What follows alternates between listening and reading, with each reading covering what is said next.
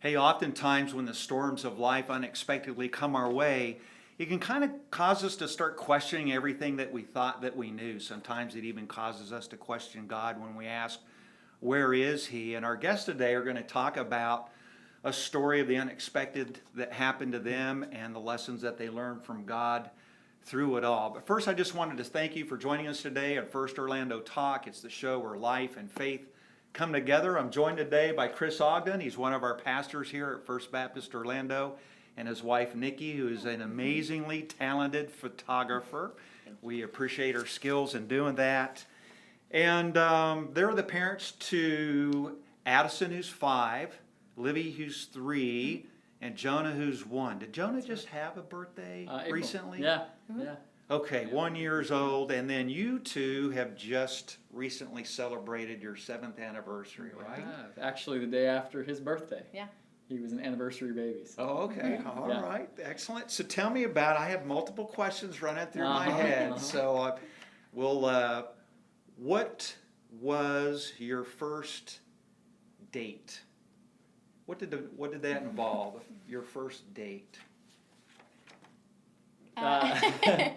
Well, we had kind of been hearing about each other and stuff, but I knew that he was going to be moving. Mm-hmm. And so he kind of, I think finally a friend of mine emailed him or something, and so he sent me an email, kind of saying he was moving, but would love to take me out to coffee sometimes.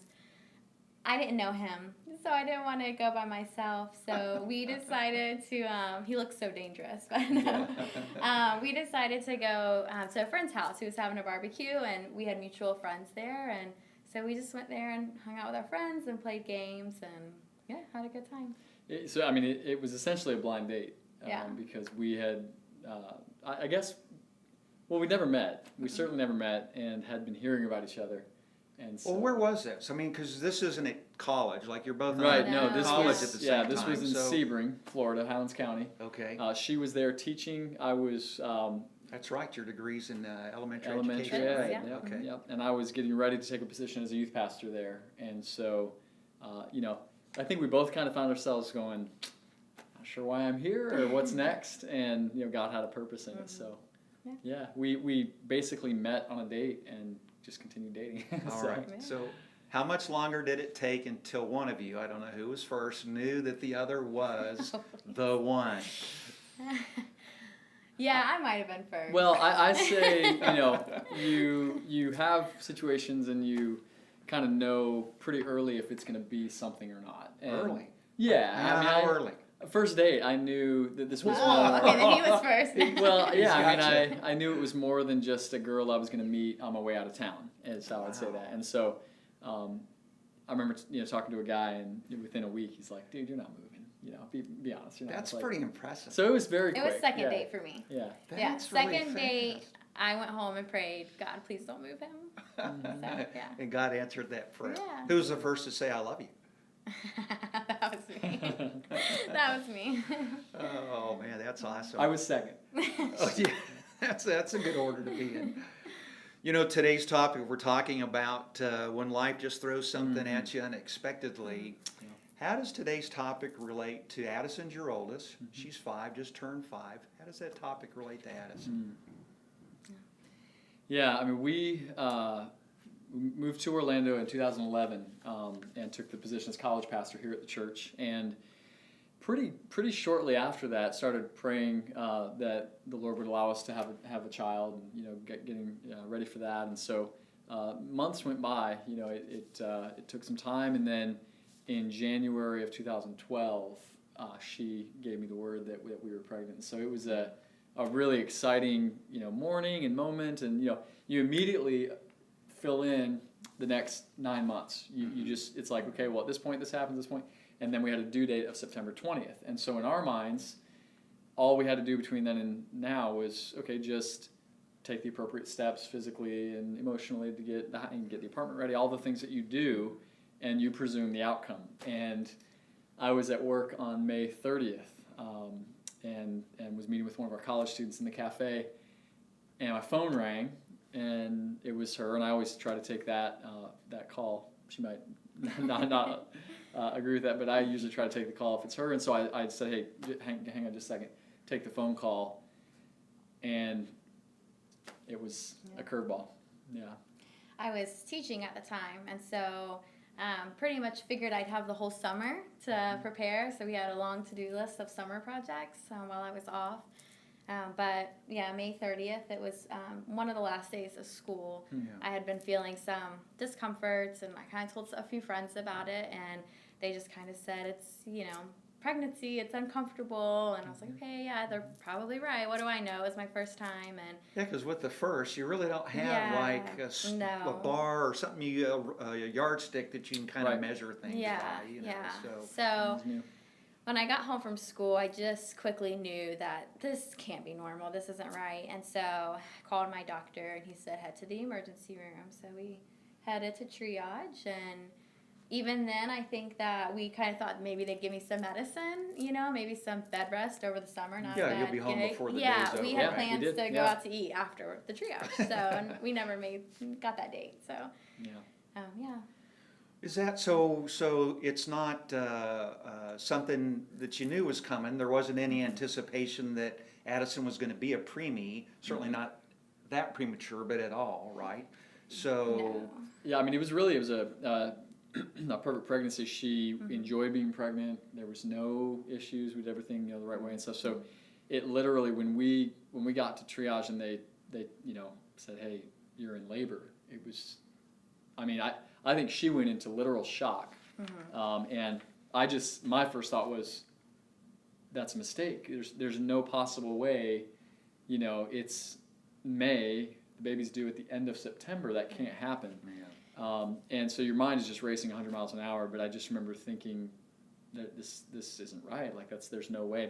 We'd never experienced, we had some prematurity in the extended family, but nothing quite like this. And so it was just a shock, really. Yeah, I didn't know that having a 24-weeker was possible. Yeah.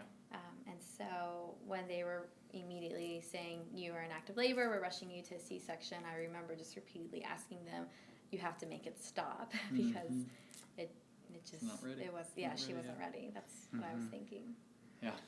that happened pretty quickly. I'm thinking once they made that decision, it's time to get you Go in time. there. It's not one of those we're going to wait for Chris to show up later. No, she immediately was patient number one. I mean, everything happened very fast then. Is there anything that precipitated? I'm just asking out of curiosity. Anything like my boys were preemie, but they were triplets, so you just kind of knew they were going to be preemies. Chances are, anyways. But was there any? I don't know. I mean, do you know to this day? No, anything? to this day, we still don't have any answers. Yeah. So. Yeah. But they were once, so we got there and they rushed me to a C-section. Another doctor came in and made the decision to try to slow down the contractions and hold me off. So thankfully they were able to slow down the contractions for 6 more days. And those 6 days were huge. I was able to... Because a week can make a difference. Every 6 days 24 can make a hours, difference. absolutely. Right? Yeah. So, and I was actually like just 23 in 6 days, I think, on May 30th. So those next 6 days got us into the 24th week. I was able to get magnesium and steroids, for her and everything. So, yeah. So I'm thinking, praying pretty hard during this 6 days. I mean, probably that and then some throughout. I get that, but I mean, in that 6 days, you're very intense. What are you praying? What are you asking God for in this time frame? We, just to put this on immediately hold for another couple of weeks. Months. It's immediately on, praying God keep the baby in. Yeah. And she had just a fierce determination, that she was going to keep that, and we prayed, and we had, we have a network. We started a Caring Bridge site. Obviously, we use social media, so the word went out everywhere, and immediately we had not only our prayers but family, friends, church family praying for us. Pastor David came shortly after, and I mean, there was just prayer just coming from all over. Yeah, a few different pastors came, so prayer was a big part of it. And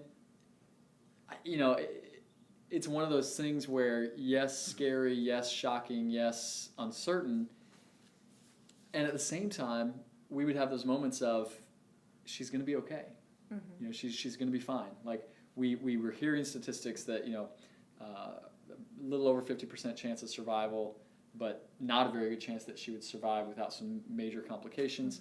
To which we said, we're going to love her no matter what, and this is our baby, and we are going to praise God.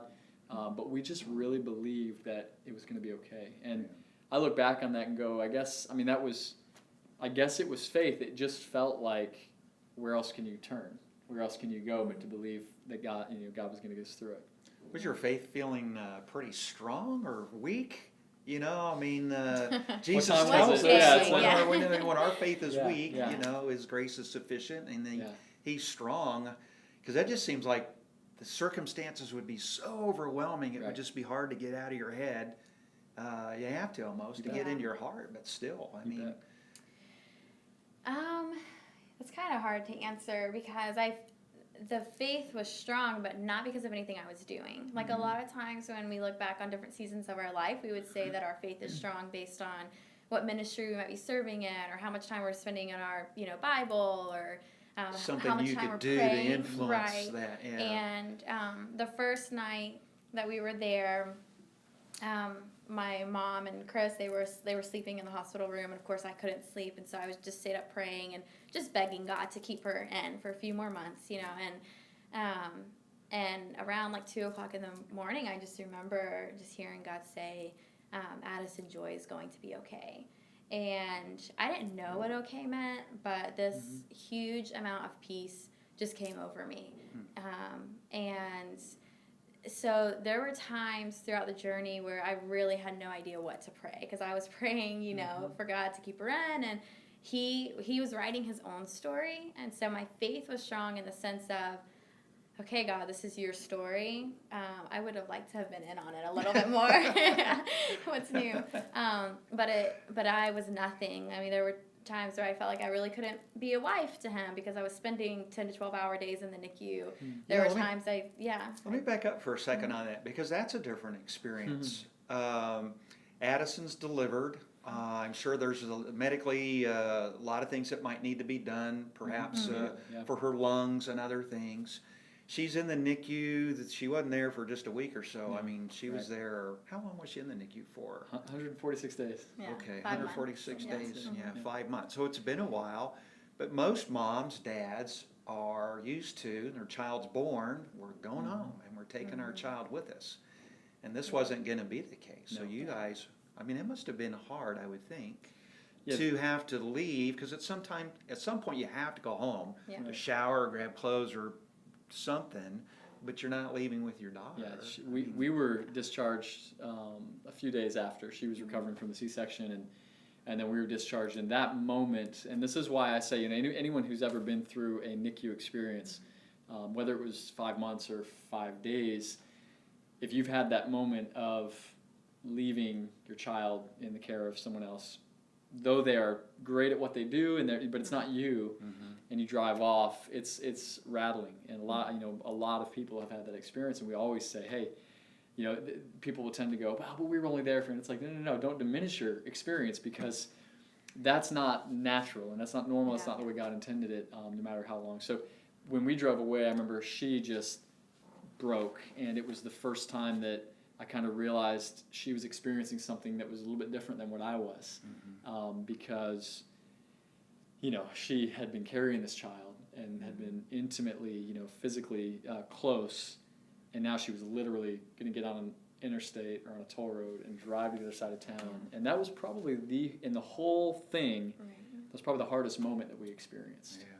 Yeah. I don't know if you just answered the question I was going to ask you. I was going to ask you if you all have had time to talk about it and reflect and see, did you process this differently? Was your faith journey slightly different than yours, Nikki? Because again, there's differences between men and women. Like you said, Nikki, you carried Adyson.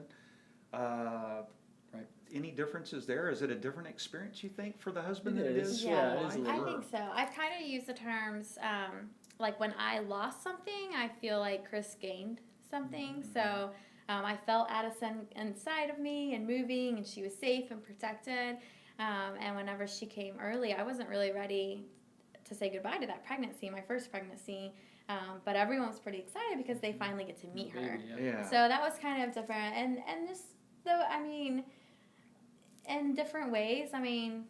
life was hard, but in a lot of ways has continued. I mean, the church was gracious and he got several weeks off, but at the same time he went back to work and life had to continue with his work and with his ministry and stuff, and mine just kind of stopped. And I mean, I spent 10 to 12 hours a day in the NICU for the next 5 months, and as life went on, I kind of drew community and friendship from the nurses. And they were great, so. That's an amazing group of folks. Yeah, they're incredible. We're so thankful that God's gifted the doctors and nurses You and bet. specialists that are in there, for bet. what they do. Yeah. For the guys that are watching, I know this. So, Chris, I'm speaking more about myself than you. I feel like sometimes I'm running like a no-clue offense. I'm thinking about, how do I support my wife? I'm going to do it in a guy's way. And that didn't work out too well. What are some good ways for a husband to support his wife during this season where you have a preemie and your child's in the NICU? Right. What's and I'm asking Nikki. Yeah. Oh, you're asking. Oh, you're asking. Oh, okay. Okay. Yeah. What? Because I'm thinking, like in a lot of cases like this, there's some things that people could do. Perhaps it could be a spouse. You know what? Maybe we're just talking about friends here. They're trying to They do wanna what they do feel is something, right, Yeah. and you're like, "Ooh, that didn't really hit home for me." Is there Yeah. anything that you've learned that's useful for other folks as far as ways to support the mom or the husband and the mom during a season like this, where there's a preemie and their child's in the NICU and they're spending more time at the NICU than they are at home or with their friends or apart from one another? Yeah, I mean, I think from the spouse's point of view, I think Chris was really good at those 5 months is he just allowed me the space to process everything, because there were some weeks where we just kind of put our heads down and we just did it, and then there were other times where a conversation would start and we would kind of feel what we were going through and the weight of it, and he just really allowed me that time and that space to work through those things, and was very encouraging and supportive, and I just think that's huge. I mean, he could have, besides the home cooked meals, I don't think I cooked for 5 months, so we had home cooked meals that And I other know people that brought. I didn't cook Yeah, for the last exactly. 35 years. Yeah. So. So I mean, there was no, he was so gracious. There was no, is the apartment clean, or our poor dog, needed attention. He did not put any expectation on me, any, pressure on me for anything. I mean, he allowed my primary focus to just be being just to a be NICU and mom. do what you needed to be Exactly. and doing in that moment. Yeah. And that got a little harder as it wore on. Oh yeah. There was a tendency, I think, with guys to respond to the crisis. So Right. we step up and we're on our A game and we're doing the stuff and we're making the calls and we're And we're thinking we're going to fix it pretty and we're soon. gonna fix it and we're gonna get through it, and then day 50 and then day 100 and then day 120 and 30 and you're kind of just like, I would explain to people, like, imagine that you are all of a sudden you're thrown into a marathon that you didn't train for, and I tell you, hey, you gotta go 26 miles. You're like, there's no way I can do 26 miles. I'm not ready to do this. But you trust and you run and you persevere and you do, and you get to mile 26 and they go, oh, by the way, you got to go a few more. And that We've was, moved the finish line. and that's what, and that's a great way of saying it. The NICU journey is by its nature a moving target. No one, and this was a learning experience for us. You go, well, if you're sick, you go to the doctor and he makes you better. If you're having early pregnancy, early labor, you go to the hospital and they stop it. And learning that, man, there's way less under our control than we realize. There are limitations to even the best science and the best physicians. And so stepping back and going, God, we take a lot of things for granted. Due dates, medication works, yada, yada. But we've seen in other areas of life, sometimes it doesn't go that way. And we don't, the illusion of control, I think, was kind of stripped from us, which initially is That's a scary feeling. life-wrecking. Yeah. But I think in the long run, it's a healthy thing to go, okay, what does it mean that we really have very little control and God is in complete control? Well, let's get to that in just a second, because I want to finish by asking you what were some of the lessons that God's taught you through all of this. But I wanted, I did some research. I wasn't familiar with micro preemies, but you're right. Statistically, it's bleak. Yeah. And I was actually reading where 77% of the kids who are micro preemies do end up with physical or intellectual disabilities of some type. It's not good. So Adyson just turned 5, and we've been talking about her as a micro preemie. But tell us a little bit about 5-year-old now.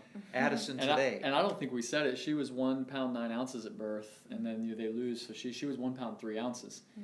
It's 19.5 ounces. I got a 20-ounce bottle of Mountain Dew at that time to just show like this is literally the size of our child. Yeah, I was thinking of a package of butter. I think probably weighs more than that. Yeah. And so just to give it some context, that was how micro and how small that she was. But yeah, she just turned 5.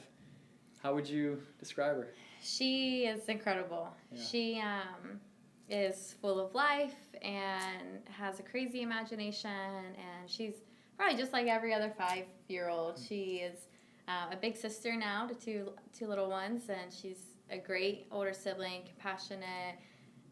Singer. I was going to say loves singing, dancing. Yeah, I would almost encourage people to go watch the videos, but I don't want anyone stalking your Facebook and profile, but they're just really good. She's right. She's kind of like any other 5-year-old, except, and I know I'm biased, she's a gorgeous little girl. I mean, it is unbelievable. She's just such a pretty, sweet spirit, sweet, and loves dressing up and loves doing her hair and just a neat of neat all kid. the things that they prepared us for, like there's no way they could have prepared us for this. So you love her, and you would love her, and will continue to love her any way that she is. I understand that, but what a blessing, that she is very healthy. In all the ways that a 5-year-old should be. That's a blessing. And you would have loved her had that not been the case anyways. I get that. Right. And that's what we chose. We heard the statistics. They, the doctors come in and they tell us the statistics. We heard terms that it's still legal to abort in Florida at 24 weeks. Heard terms like quality of life and extreme measures. Do you want to take extreme measures? And we knew that from the very beginning that she was knitted together in my womb, that her life was not in our hands. And it's still, at 5 years old, is not in our hands. And so we signed the consent to take extreme measures to save her life, and we trusted God and the unknown. Yeah. You bet. Well, that's kind of cool. It just made me think Jesus Christ took extreme measures to save our life. My word. So, and as we're saying that, it's like you have to sign a That's a sermon, dude. It is. Yeah, file it away. But like, you have to sign a thing saying that you want them to take extreme measures. Isn't that a given? Like, this is a life. You know what I mean? And that's how we thought. It was just like, of course. We want our child to live. You know what? So actually, and I want to get to the lessons learned. But you just said something I didn't realize existed, and maybe it didn't when my boys were born, or perhaps it wasn't because they were in that same scenario. So you're actually, because I would have assumed, you would obviously go to extreme measures, right? That is a given. But it's not. No, it's not. Well, because at 24 weeks, because at 24 weeks, And 5 years ago, I'm not sure if anything has changed since then. I don't think, but And I mean, there was no. I said that there was no pressure or even suggestion that we terminate or that we not do extreme measures, but they were legally obligated to do that. And it was just a sobering thing to think about. But it was always a life is God's thing, not ours. And so whatever the life looks like, we're going to respond and receive. Amen. And so all right. Well, we're going to close things out here soon, but I don't want to do that before we had a chance just to share a couple of thoughts. What has God taught you, through Adyson and her journey from birth to 5 thus far? Well, through the last 5 years, Adyson hasn't been our only preemie. So we were in the hospital for 5 months with her, and then 9 months later we were back in with our second preemie at 33 weeks, and then a couple years later with Jonah at 34 weeks. Was Jonah a preemie? He was. He was 6 weeks early. Okay. I knew Livy was, but I wasn't for some reason or all other. three. So all three went through the NICU journey. Okay. Yeah, and we had to leave all three, go through that process and stuff. And so I think anyone that has been through any type of issues relating to pregnancy and stuff, the first time it almost feels like, okay, there's purpose behind this, we can do this, but then the second time and the third time you start kind of wondering, like, did I do something wrong? Like, is God mad at me? I think Pastor David talked about on Mother's Day, like the mom's guilt, and stuff that you feel. And I just had to really work through a lot of those emotions and process that. I would have never said out loud that my theology is that you do things for God so that He'll do things for you. But I found myself in a place where I was saying, like, God, I have followed you, since I was 15 years old, and I try to honor you in my marriage and in my life, and so why can't you give me what I want? And that was a sobering place to come, but it was neat because God met me there, as He always does, and I just really realized that though, like, my expectations and my hopes and my dreams may have failed, it did not mean that God had failed me.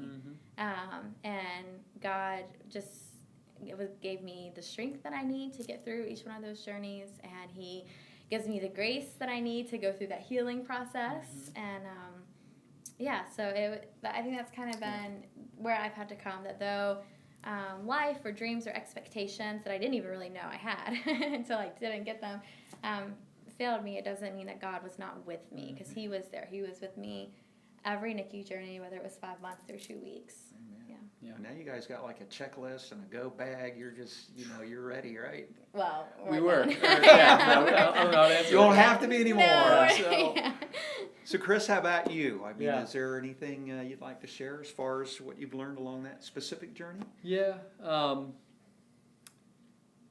I think it's a matter of, and this is I'm learning this and needing to learn this in every area, but taking life as it is and not as I would have it to be.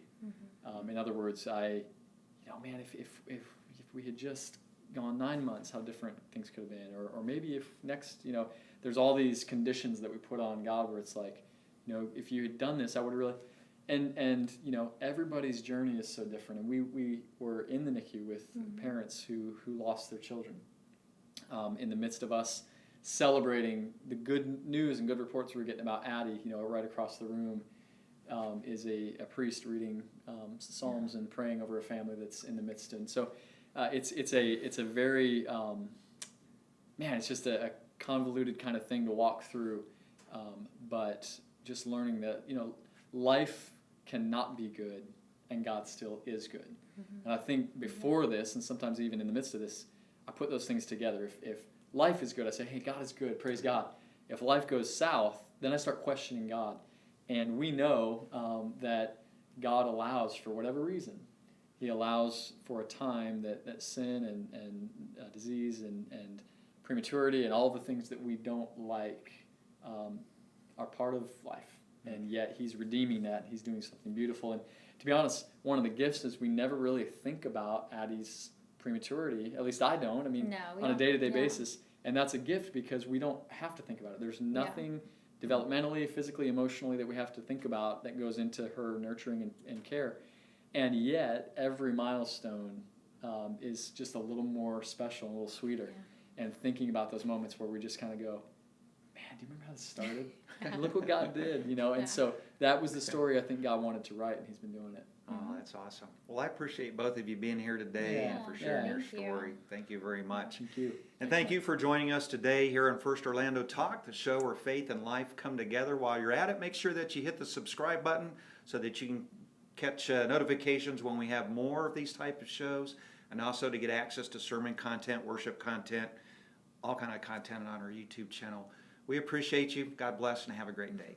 Thanks, guys.